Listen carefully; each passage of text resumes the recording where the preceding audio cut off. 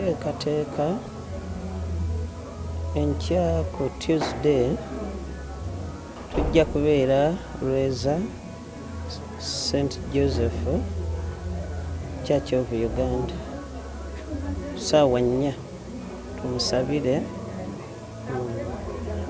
Kati bwe tuva awo tujje wano mu maka ge tukume olumbe ku Lwokusatu tugende e Kalangaalo ku bijja bya bajjajjaawe.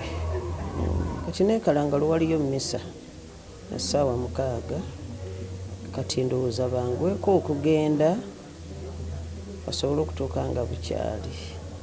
Ekinene ennyo okuva eno ssaawa 3. Baganda be n'omwana we bo batuuse. Kozi kyempuliddeko mukyala w'ennyonyi bagikansolinze yajja kutuuka kiro kyenkya. Ajja kutuuka ku Tuesday kiro.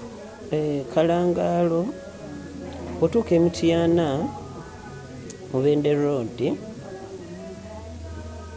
off to Mubende Road ekiguudo ekidda e Kalangaalo.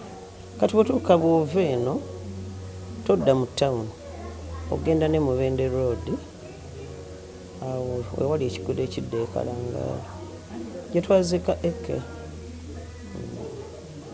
Abasinga kati bamanyiyo.